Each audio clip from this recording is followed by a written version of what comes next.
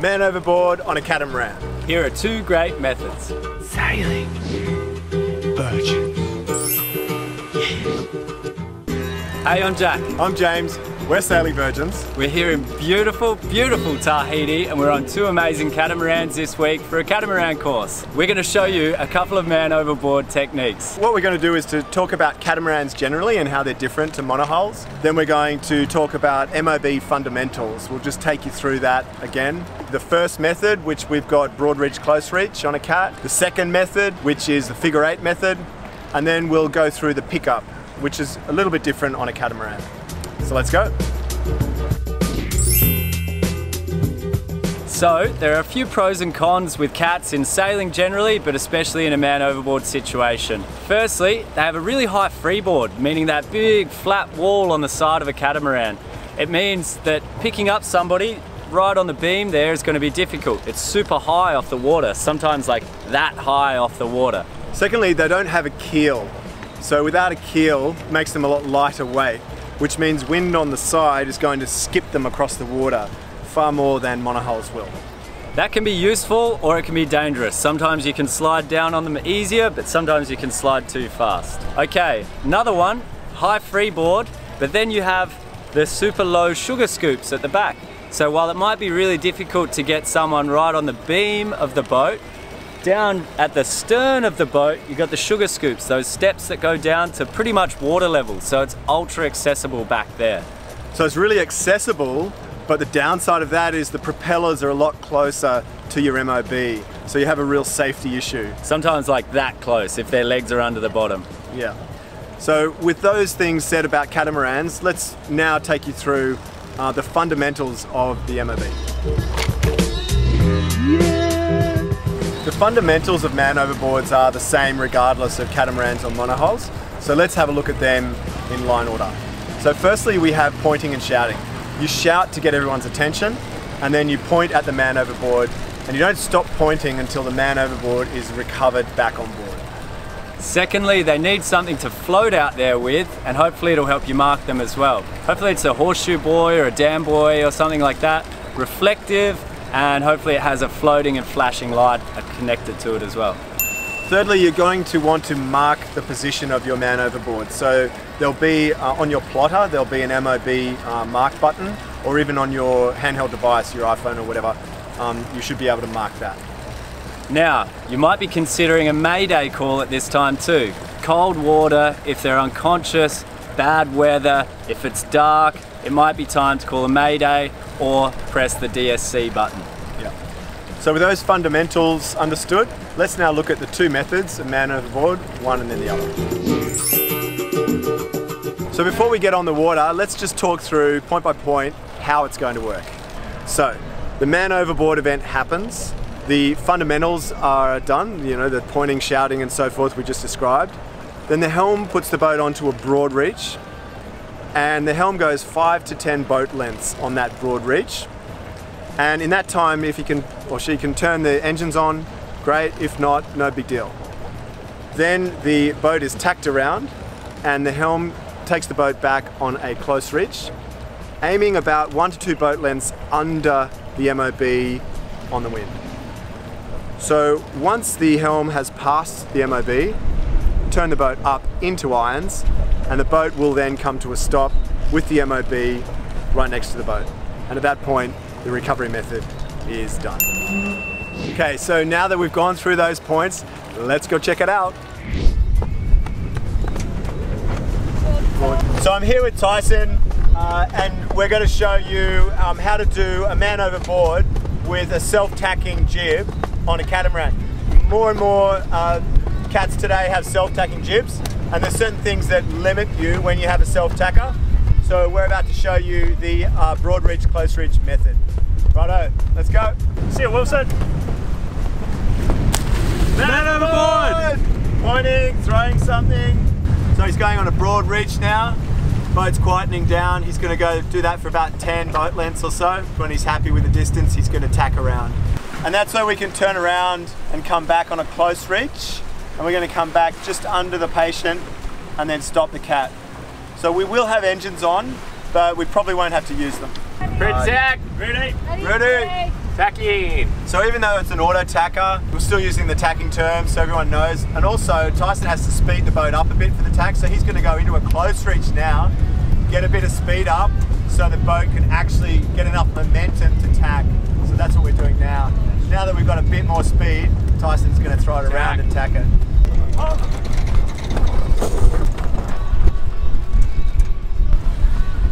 So we're now going to go past the patient and turn up, and so the boat will stop in the wind just as the patient's alongside. And if he doesn't quite get it right, we've got engines to help. So now Tyson's just coming up. He's about 1.5 boat lengths underneath. He's just past the patient. And now he's coming up, putting the boat in irons. The boat's coming off on speed. He's got the engines ready just in case it needs a little touch. And then Wilson is going to be on our starboard side. We've got the boat hook ready to go. Nice. Wilson! Yeah, so Tyson just went broad reach, tacked around, went close reach, came back under, and totally nailed it. No engines. Nice work, man. Yeah. Okay, now let's talk about the figure eight method. Somebody falls overboard. We go through the fundamentals, pointing, shouting, all that stuff. Helm goes straight to a beam reach, 4 to 5 boat lengths. Okay, beam reach, beam reach, beam reach, then we tack. It can be an easy tack. Sometimes don't even need to do anything with the head sail, can even back it as it comes around onto a broad reach. So we're coming down on a broad reach. If we have time at this point, we will furl the head sail. Easy on a broad reach because it will be shadowed by the mainsail and it has less apparent wind in it. Then we're judging our angle so that we can approach the person who's gone overboard on a close reach angle. On that close reach angle, we should be able to depower our sails. If the head sail's still there, no big deal, just keep aware that you don't get hit with the clew. Depower our sails, slow down, and then should be able to pick up the person overboard near the stern of the boat on a catamaran with it hopefully perfectly stopped. Let's check it out.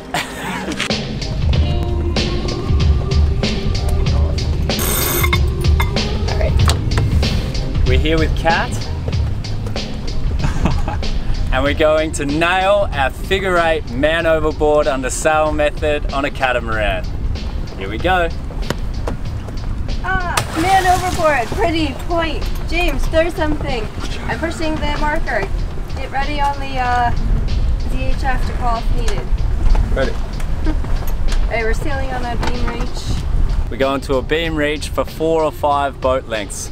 The beauty of this is that we're not heading more downwind and we're not heading more upwind. Makes it much easier. Okay, 4 boat lengths. Okay, everyone get ready to tack. Ready. Ready. Tacking. So now we're tacking around. When we tack on this catamaran, we actually let the head sail back. Pushes the bow down and saves us from getting stuck in irons. Now we're coming down onto a broad reach. This broad reach means that we get slightly downwind from our person overboard, and that allows us to then turn up and approach them on a close reach.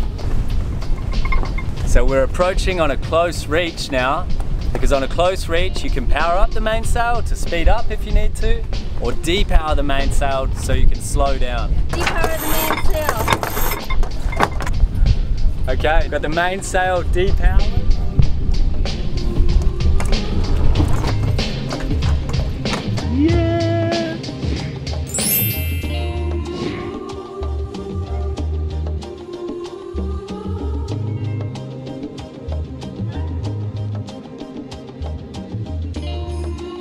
So, which method is best, you might be asking?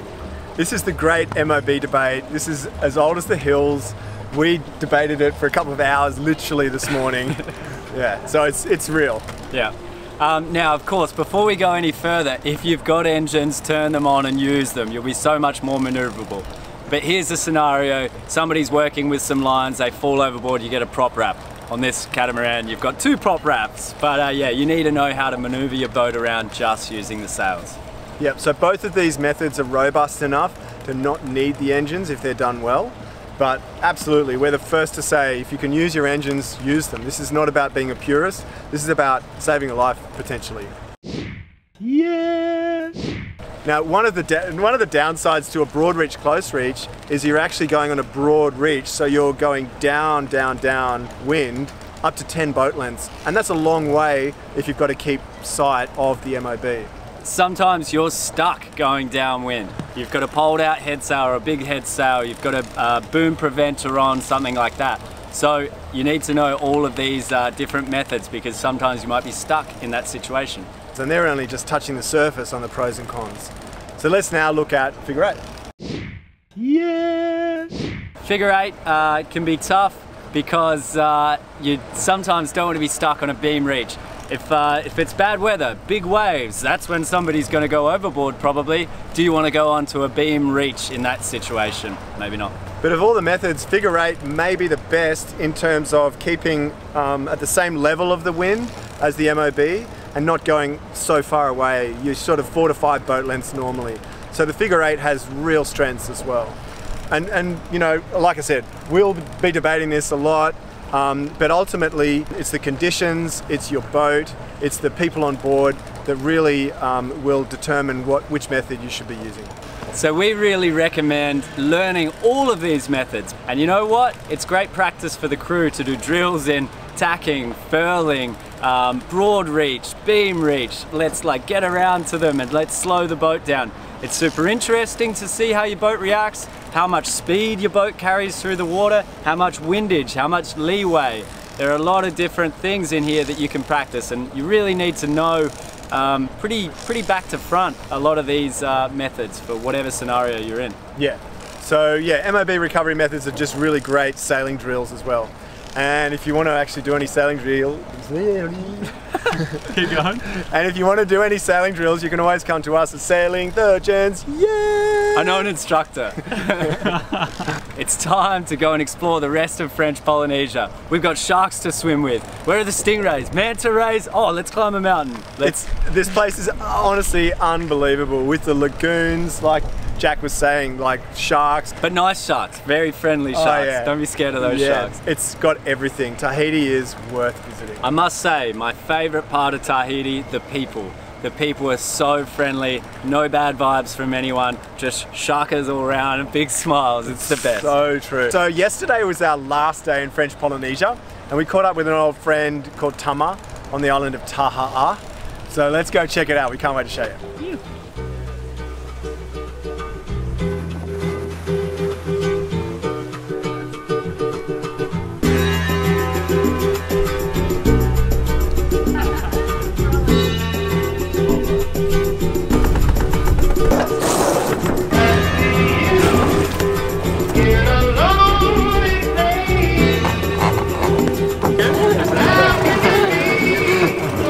Canada, New Zealand. Yeah, good chestnut.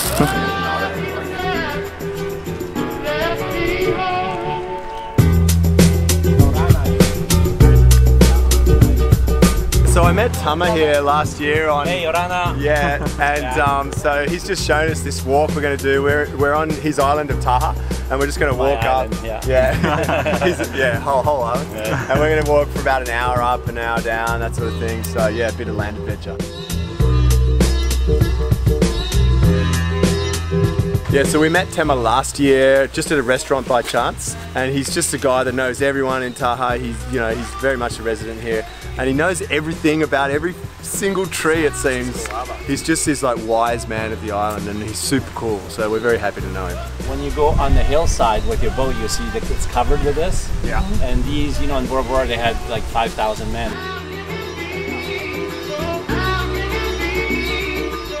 So this is actually Tama's friend's property. They've allowed us to sort of walk through here, and he just said close the gates as we go through, and it's all good. We've been wandering up this track, and now it's starting to get a little bit more wild. We've got our four-wheel drive boots on, staying grounded. Yeah, so I love it with our trips. We're not regimented every single day. So this day, we knew we'd be in Taha'a. We were hoping to meet up with Tama, And we did, and Tama's like, so what do you want? And this group here doesn't want so much pearl farms or vanilla tours or touristy side of things. They just wanted to walk through the island, and so we said that to Tama, and here we are. So it's really nice to just be able to have some flexibility and just actually have a true adventure.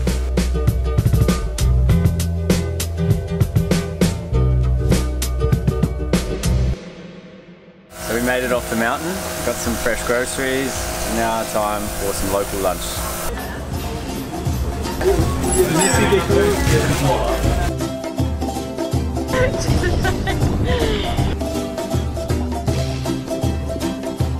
After lunch, Tama took us to one of his local shark dive spots, and we had the place all to ourselves.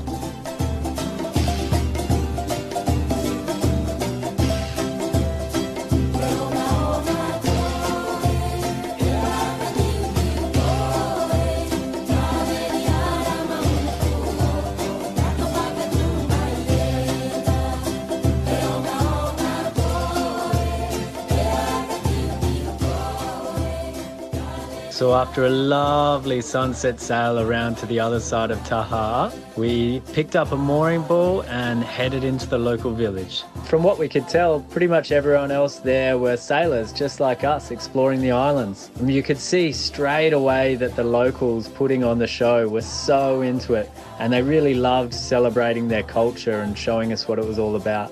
A bunch of the girls from our course got asked to get up and join in dancing too. It was just really the perfect way to end the trip.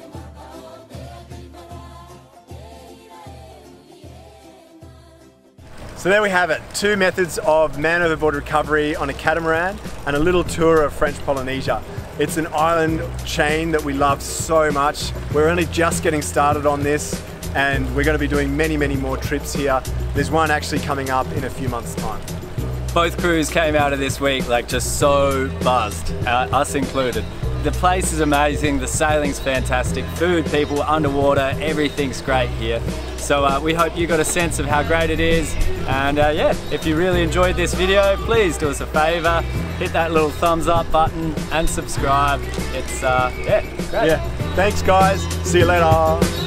Yeah.